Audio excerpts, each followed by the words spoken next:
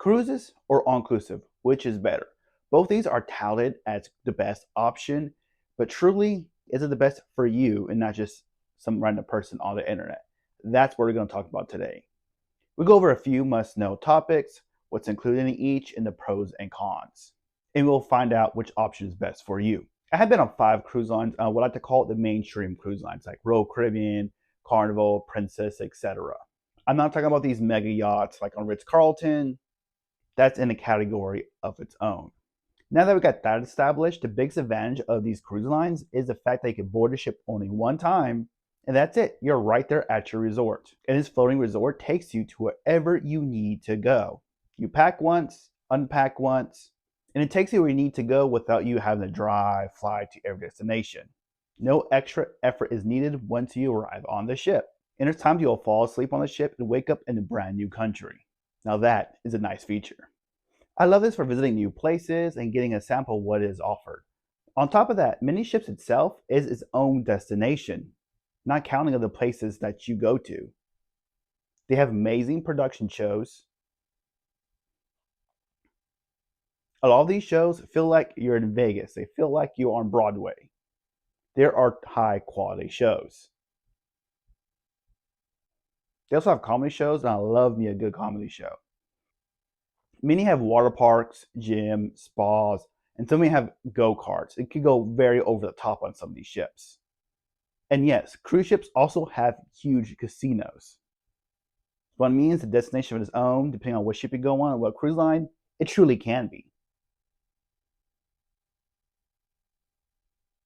And they include things like food, a wide variety of food with the buffets, variety of restaurants, and many bar options as well. That is why it is my favorite way to travel personally.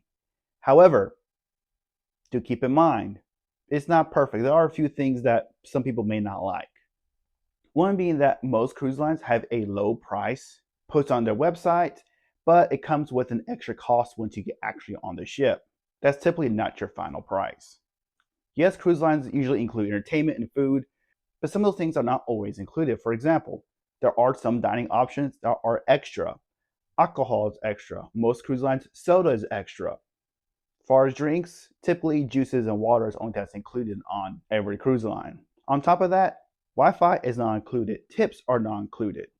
That is a general rule of thumb. However, certain cruise lines do have more inclusions than others, as well as some have packages that give you an all-inclusive option at an extra price. So for example, Virgin Voyages, adults only cruise line, all food is included on the ship.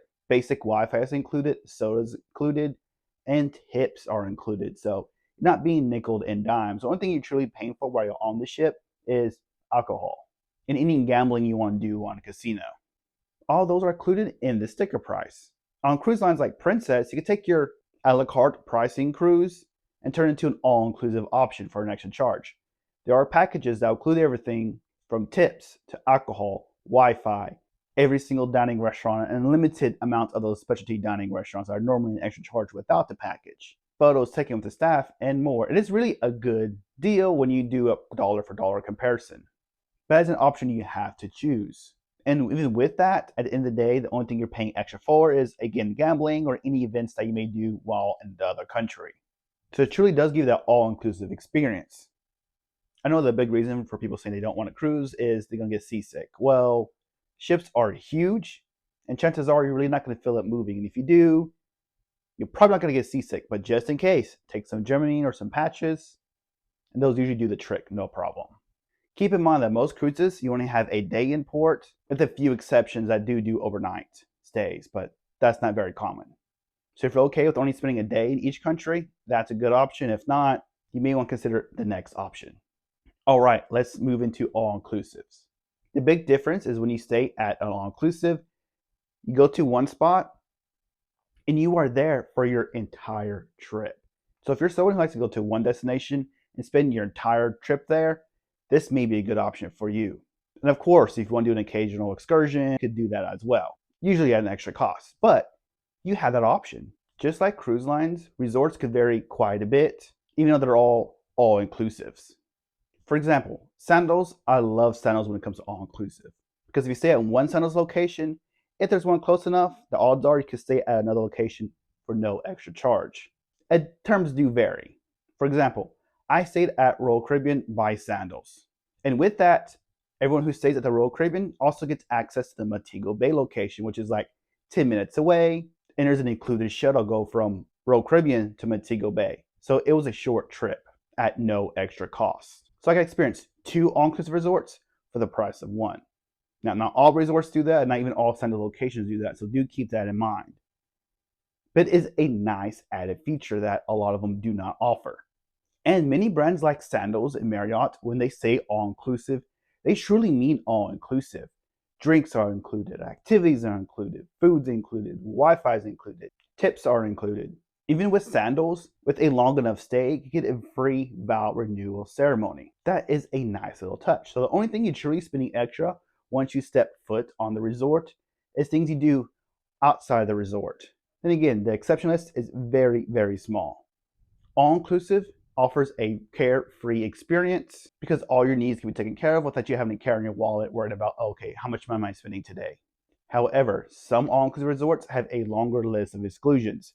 So do keep that in mind and be careful at what all-inclusive resort you stay at. Because some just include food and drinks or have a limit of how much you can have per day. So at the end of the day, you have to ask yourself, what do you want out of a vacation? Because the answer is not going to be the same for everyone.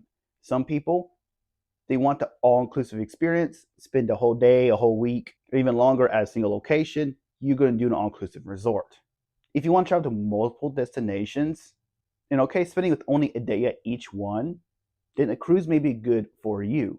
There's simply a lot more variety of activities on cruises as well. You may be asking, okay, if I do like cruises, which cruise is best for me? Well, I have reviews of 5 different cruise lines.